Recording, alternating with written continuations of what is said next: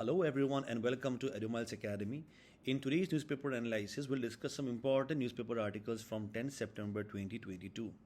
For more study materials and updates, you may also join our WhatsApp group. The link for the WhatsApp group will be provided in the description below. So, these are the list of the topics that we are going to discuss in today's session. Let's start.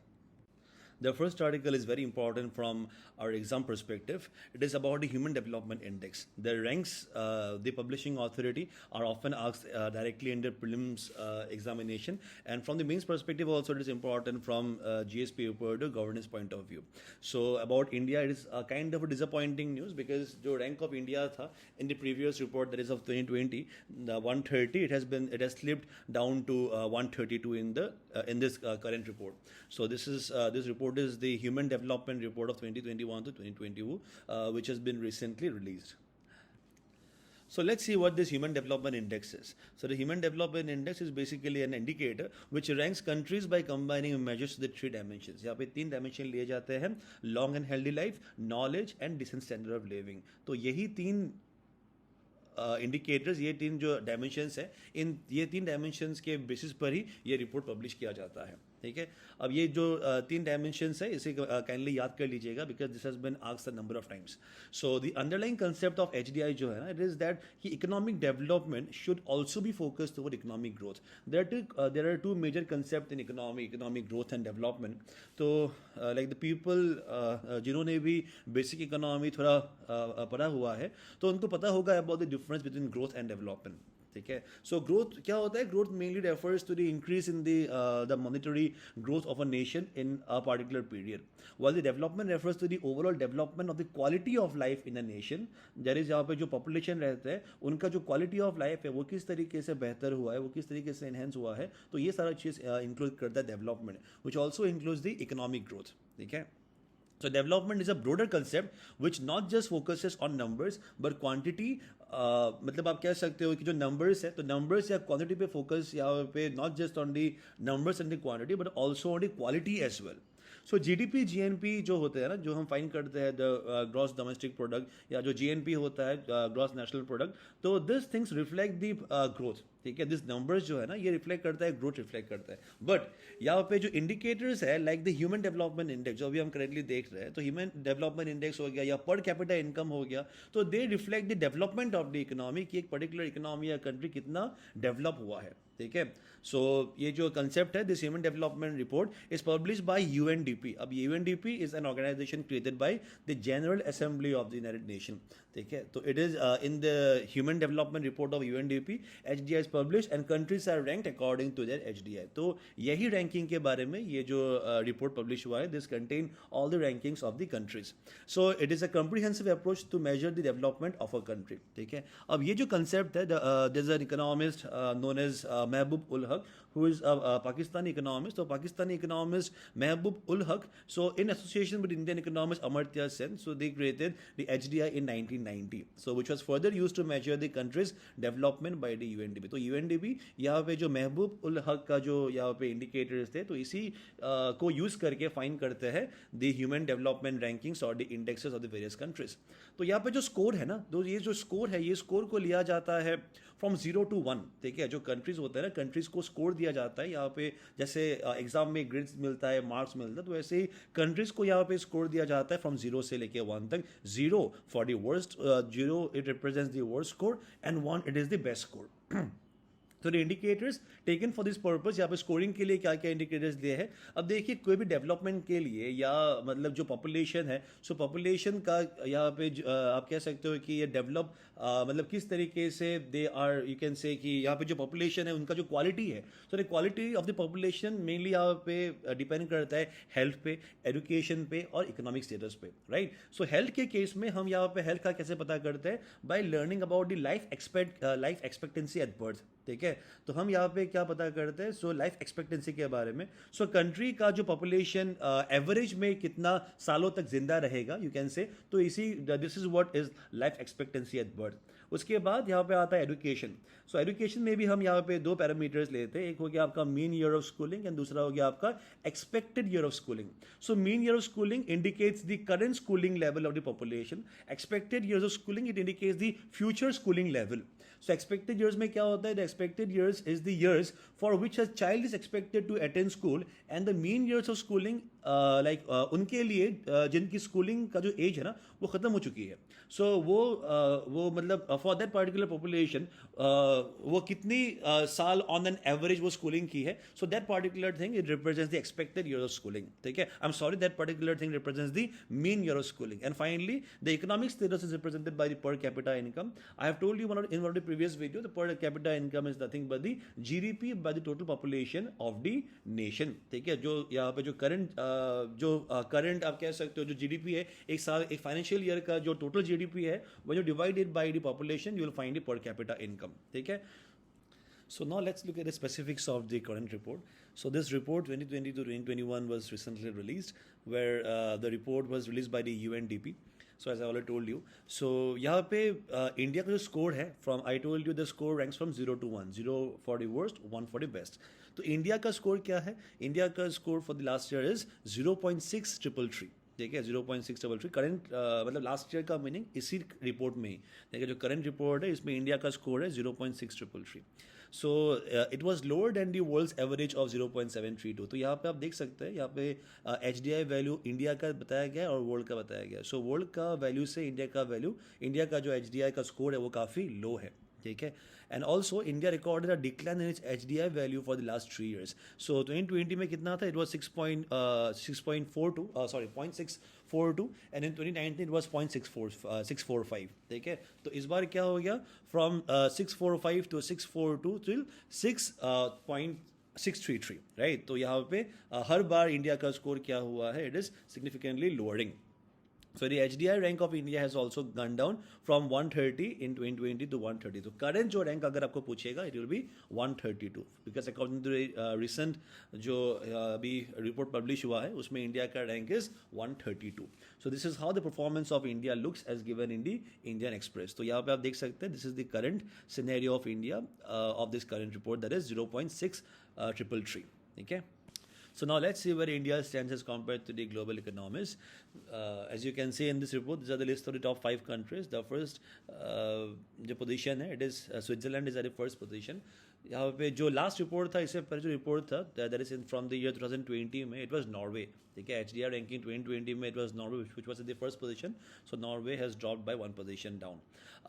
Then this are the list of the 5 bottom countries. तो ये आपको bottom countries में मिलेगा South Sudan, Chad, Niger. Then आप यहाँ पे आपको मिलेगा सेंट्रल अफ्रीकन रिपब्लिक. ठीक है, उसके बाद यहाँ पे बुरुंडी है. ठीक है, सो द लास्ट कंट्री यहाँ पे आप देख सकते हो it is south Sudan is at the last one. And if you look at this countries, ठीक है, बॉटम में ये जो 5 कंट्रीज है ये सारे कंट्रीज अफ्रीकन कंट्रीज है. ठीक है, जहाँ पे पॉवर्टी के कारण HDI रैंक्स भी काफ़ी बिगड़े हुए हैं. ठीक है, सो और अगर आप इंडिया का नेबर्स का बात यहाँ पे देखोगे सो श्रीलंका देखिए अभी यहाँ पे 73rd पोजीशन में. तो श्रीलंका में इवन दो जैसे क्राइसिस होते हुए भी रैंक काफ़ी ऊपर है. लेकिन ये रिपोर्ट मैंने जैसे कि बताया आपको ये 2020-21 का जो पीरियड है उस पीरियड का रिपोर्ट है ये. और श्रीलंका का जो ये फाइनेंशियल क्राइसिस जो अभी श्रीलंका फेस कर रहा है it has started in 2022 only. ठीक है, देन चाइना आप देख सकते हैं it is being the second largest economy. तो it is also not among the top HDI performers of the world.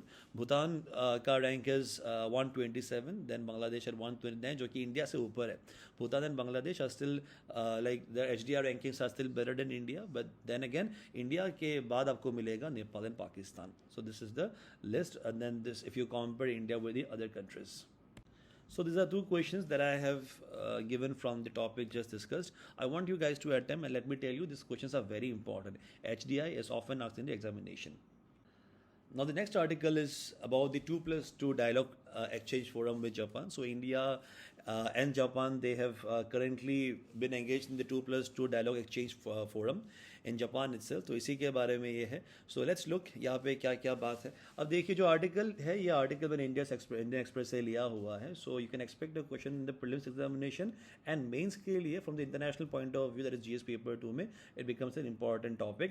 And also यहाँ से जो information होगा it can be implemented if any question is asked from the Indo-Japan relations.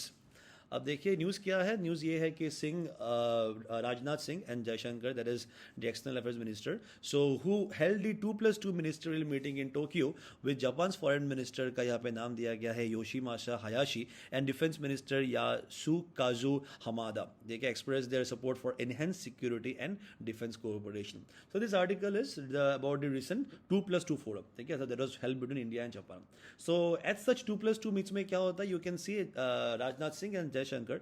सो यहाँ पे क्या होता है, एक्सटर्नल अफेयर्स और foreign minister along with the defense minister of the respective countries, they hold bilateral discussions. So these discussions are mainly regarding the various aspects of security, peace, defense and much more.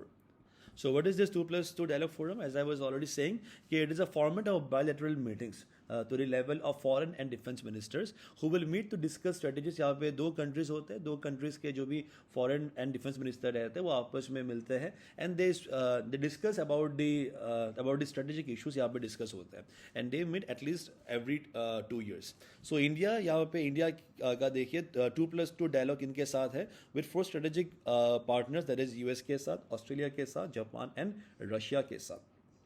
Okay, so besides Russia, अगर आपको याद होगा, this US, Australia and Japan, they are also members along with India. They are also members of the Quad grouping.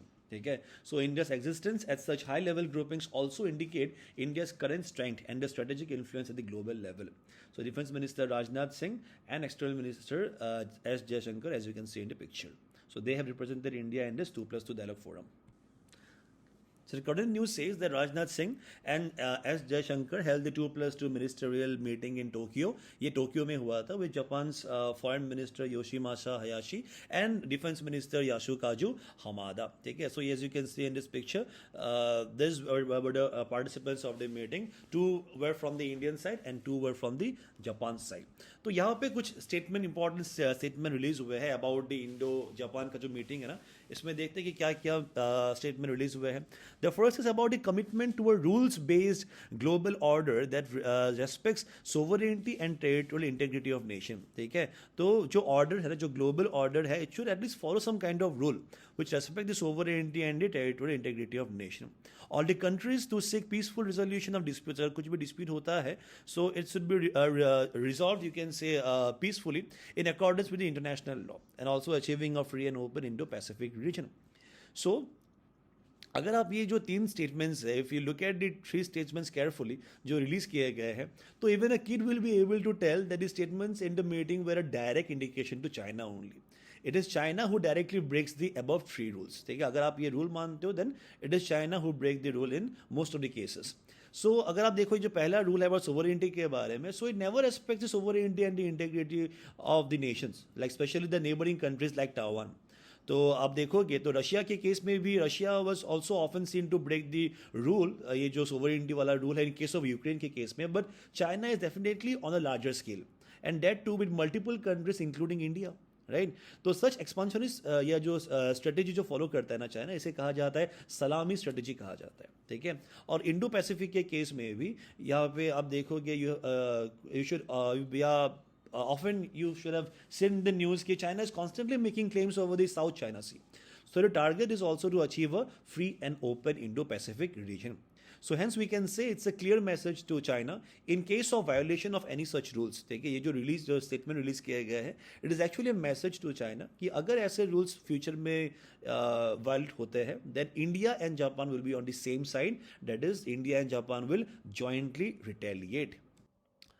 So, in the recent times, the defense ties between India and China have been seen to enhance manifold. ठीक है, तो India and Japan में जो ये ties है, specially in the case of defence, ये इसीलिए strengthen हुआ है because we have got a common challenge. क्या है? It's China. जापान के केस में भी, इंडिया के केस में भी, it is a common challenge. तो this is the reason why अब इंडिया का जो external affairs minister S Jaishankar, now he has highlighted the areas of defense cooperation between the ties of Japan and India. The first one is about the multilateral naval exercise Milan. तो मिलन जो है, it is a multi nation mega naval exercise. ठीक है, तो यहाँ पे 40+ countries यहाँ पे पार्टिसिपेट करते हैं in this particular naval exercise. And इसे इसीलिए हाईलाइट किया गया है because in the current year 2022 Japan ने भी एक्सरसाइज ज्वाइन किया हुआ है. ठीक है, so it is mostly conducted by India. The next one is about the reciprocal provision of supply and services agreement. तो this is an agreement. Let's see कि agreement क्या है. अब यहाँ पे देखिए जो मिलन है ना, मिलन का जो 40 कंट्रीज है ना, ये 40 कंट्रीज को आप काइंडली आप याद मत कीजिएगा बिकॉज कभी नहीं पूछेगा. बट ये मैंने इसीलिए बताया है बिकॉज जापान ने बेसिकली ज्वाइन किया है. तो मिलन जो है it takes place after every 2 years. तो लास्ट 2 साल में नहीं हो पाया because of the pandemic, but it is इस बार हुआ है और सिग्निफिकेंट इसीलिए है बिकॉज इस बार जापान ने ज्वाइन किया है. ठीक है. अब the next one is about the reciprocal provision of supply and services agreement. तो ये क्या है, ये एक लॉजिस्टिक्स एग्रीमेंट है. ठीक है. तो ये बेसिकली लॉजिस्टिक एग्रीमेंट है between India and Japan. So that will allow arm forces of both the sides to coordinate closely in services and supplies. So in case of such logistic agreement में क्या होता है for the armed forces, that is the countries can use each other's arm equipments. ठीक है. आप देख सकते हैं कि it will also enhance the interoperability, assist in maintaining regional security. अब देखिए इस केस में क्या होता है, मतलब if there is an logistic agreement, अगर ऐसा एक logistic agreement रहता है कोई भी कंट्री के साथ, तो फॉर एग्जाम्पल आप मान लीजिए our navy can use the Japanese navy. अगर मान लीजिए कि ऐसा ये जो एग्रीमेंट है ना विद जापान, तो इस केस में क्या होगा, अपना जो नेवी है तो our navy can use the Japanese navy's infrastructure and vice versa. मतलब जापानीज नेवी भी इंडिया का यूज कर पाएगा. And same for the in the case of the air force as well as the army. ठीक है. तो ऐसा जो एग्रीमेंट है ये इंडिया के केस में यूएसए के साथ में भी है, Australia, France, Oman and Singapore के साथ. तो सच एग्रीमेंट, ये जो एग्रीमेंट है इन द केस ऑफ यूएसए इसे कहा जाता है लेमुआ. तो लेमुआ भी ऑफन न्यूज में रहता है. It's also very important topic LEMOA. तो LEMOA it stands for logistics exchange memorandum of agreement. It was signed between US and India in the year 2016. The next article is about the Swachh Amrit महोत्सव. Now this is in the news currently. ये recently launch किया गया है एक programme, एक 15 day, एक 2 हफ्ते का एक प्रोग्राम लॉन्च किया गया है which will start on 17 September till 2nd of October. ठीक है. अब ये जो मिशन है ये स्टार्ट किया गया है to mark 8 years of the Swachh Bharat mission. And this particular जो ये स्वच्छ अमृत महोत्सव है, तो this has been launch by the union minister Shri Hardeep Singh Puri. Now this can be asked in the prelims as well as this is also important from the GS paper to governance point of view. This article has been taken from the Economic Times. So the Ministry of the Housing and Urban Affairs, जिसे महुआ कहा जाता है in short, so this has launched the Swachh Amrit Mahotsav. अब ये जो अमृत महोत्सव है, as I told you, it has been celebrated to celebrate the 8 years. अब 8 years have been completed of the Swachh Bharat Mission Urban. So this was launched back in the year 2014 by PM Modi when he came to power. तो इसी का 8 साल complete हो चुका है. तो for this reason only this Swachh Amrit Mahotsav has been started. So it is a fortnight of activities. What is fortnight? Fortnight का meaning होता है 2 हफ्ते. So 2 weeks का activities रहेगा, mainly focus रहेगा on स्वच्छता के ऊपर. ठीक है. That is cleanliness. The aim of the initiative is to focus on mobilizing citizens towards the vision of building garbage-free cities. ठीक है. So that the cities are made garbage-free. इसी के ऊपर यहाँ पे फोकस रहेगा. The official logo जो मैं यहाँ पे स्वच्छ भारत स्वच्छ अमृत महोत्सव यहाँ पे मैं दिया हुआ है, तो यहाँ पे आप देख सकते हो कि the official logo is एक और कदम स्वच्छता की ओर. ठीक है. This things are often asked in the prelims. जो थीम्स होते हैं फिर ये लोगोज में जो भी रहता है, so this are often asked in the examination. तो याद कर लीजिएगा, एक और कदम स्वच्छता की ओर. So this was and this is going to be carried for 2 weeks from 17 September till 2nd of October. From 17 September till 2nd of October. Okay. Now, under this Swachh Amrit Mahotsav only, another initiative that has been launched is the Indian Swachhta League. आपने सुना होगा about the Indian Premier League IPL. This is ISL, Indian Swachhta League. अब ये start किया गया है to involve the youth of the nation. Youth आपको पता है कि they are energetic, है कि नहीं? तो they are always willing to do work. So this is the reason why the energy of the youth will be used for positive action in this case. Okay, so it is basically an intercity competition between the youth of the cities. Around 1850 city teams have already registered for this competition. ठीक है, जो यहाँ पे first time होने वाला है ISL. So each team will complete by creating its own unique sanitation initiative. Sanitation में क्या क्या रहेगा? Processes of keeping places clean and healthy, specially by providing a sewage system and a clean water supply, and also ensuring garbage free hills, beaches. तो obviously जो भी यहाँ पे youth रहेगा they would belong to different cities. तो cities में hills हो सकता है, सिटीज़ बीचेस हो सकता है, they can it can be also be tourist places. तो ये सब यहाँ पे साफ करने के लिए इनिशिएटिव लिया गया है. It is reported that 47 out of the 61 million plus cities. तो ऐसे इंडिया में 61 सिटीज़ है जहाँ पे पॉपुलेशन 1 मिलियन से ज़्यादा है. तो इसमें से 47 have already registered and 20 state capitals will join the Swachhata race. So different cities from different states have registered. For example Dwarka, Gaya, Kanyakumari, Kohima from north east, Konark, Leh, Pahalgam. So this are name of the cities who have participated. बस यही नहीं, और भी बहुत सारे cities हैं. So they have already registered their teams for the competition. Citizens are also invited. तो ये जो यहाँ पे यूथ रहेंगे जो पार्टिसिपेट करेंगे, इनको हेल्प करने के लिए, इनको एनकरेज करने के लिए citizens are also invited to there to join their respective teams. So this events will ultimately culminate on 2nd of October on the Gandhi Jayanti with the observation of the स्वच्छ भारत दिवस. तो हो सकता है कि जो 2 अक्टूबर है इसी में शायद रिजल्ट का भी, मतलब जो विनिंग टीम है उसका भी शायद रिजल्ट अनाउंस कर दे. Now, the next article is about this state. So, this article has been taken from the Arunachal Times, which says that the Army's forward post along the line of actual control in Arunachal Pradesh will have helipads now. Okay, so almost all forward posts along the line of actual control in Arunachal Pradesh will have one large helipad, each for swift mobilization of troops and military equipment. तो जो भी armies है यहाँ पे equipments वगैरह रहता है तो उनको यहाँ पे बेसिकली आप कह सकते हो कि मोबिलाइज करने के लिए ये जो हेलीपैड्स है ये कंस्ट्रक्ट किए जा रहे हैं. ठीक है. So almost all the forward posts along the line of the actual control in Arunachal Pradesh will have one large helipad, and this is only meant for the easy mobilization of the troops and the military equipment. So this is definitely going to be a mega push for the infrastructure development in the bordering areas, especially with China. ठीक है. यहाँ पे each of the forward posts यहाँ पे क्या क्या रहेगा, and the army units are also being linked with optical fiber network, and all of them will have separate satellite terminals for strengthening the overall surveillance and the communication. So the army has already been deployed a large number of indigenously built remotely piloted aircraft Switch. तो switch आपने शायद सुना होगा, ये news में रहता है because ये हमने कहीं से इंपोर्ट नहीं किया. This has been indigenously build. Indigenously कभी आपको पूछेगा कि ये कौन बनाता है ना, this has been build by a startup which is known as idea forge. और ये जो आइडिया फोर्ज जो स्टार्टअप है, it is an initiative of some graduates from IIT Bombay. Okay, so this switch is used to monitor the Chinese activities along the line of actual control. So helipads are also यहाँ पे जो helipads बने हैं, this as I told you large helipad बने हैं.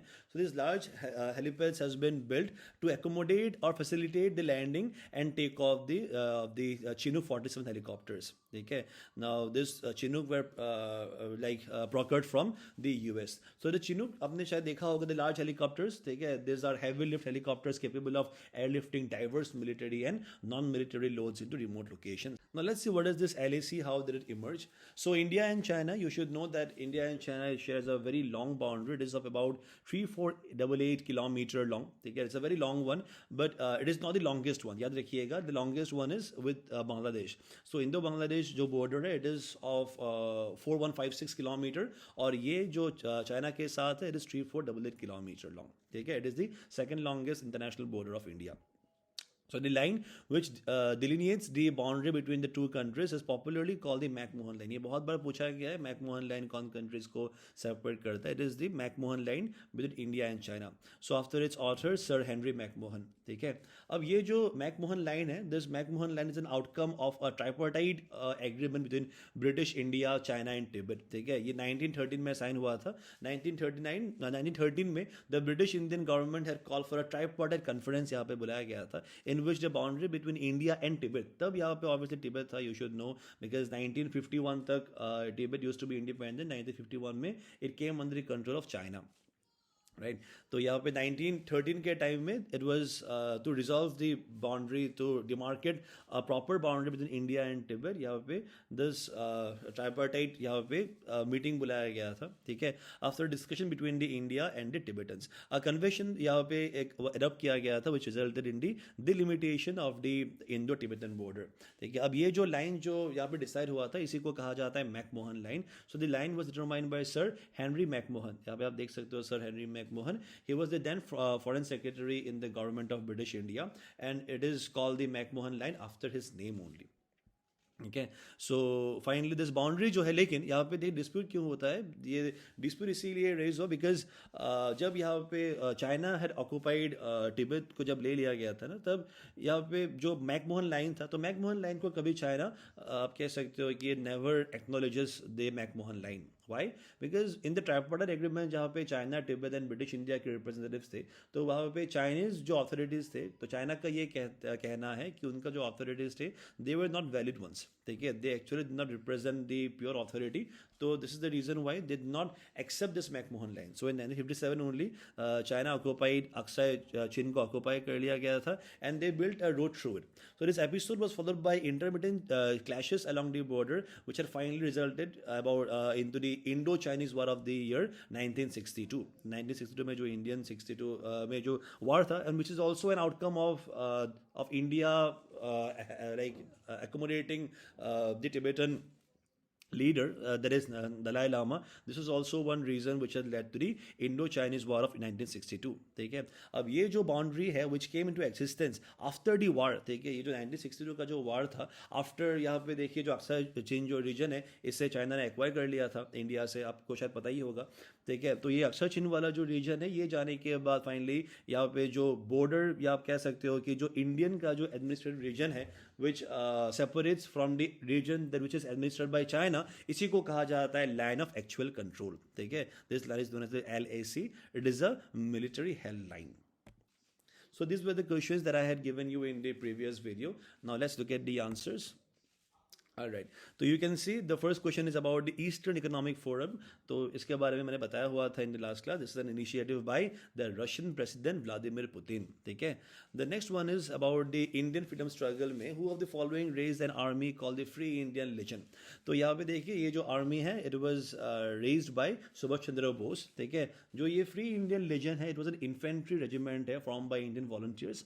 So the legion was made up of Indian prisoners of wars and यहाँ पे मतलब जो प्रिजनर्स थे यूरोप में, तो यही लोगों ने ये फॉर्म किया था मिलके, ठीक है। So the Indian independence leader Netaji Subhash Chandra Bose form the legend with the help of German government ने हेल्प किया था to fight against the British, ठीक है। So the legend is also known as the tiger legend भी कहा जाता है। सो option C that is Subhash Chandra Bose is the correct answer. The next one is यहाँ पे ये PMKSY के बारे में, दैट इज द प्रधानमंत्री कृषि सिंचाई योजना के बारे में। तो यहाँ पे if you have seen about the objective then you should know that number D, that is the to protect the farmers against crop failure. No, यहाँ पे crop failures को कोई यहाँ पे protection नहीं मिलता है against the मतलब crop failure अगर होता है तो farmers को कुछ protection नहीं मिलता है through the PMKSY. It is to mostly ये जो crop failure के time में the protection is through the MSP, that is minimum support price. So option D is the correct answer. The rest A, B, C are the objectives of the Pradhan Mantri Krishi Sinchai Yojana. Now that was all from our side for this session. Thank you so much for joining in, guys. Bye bye and take care.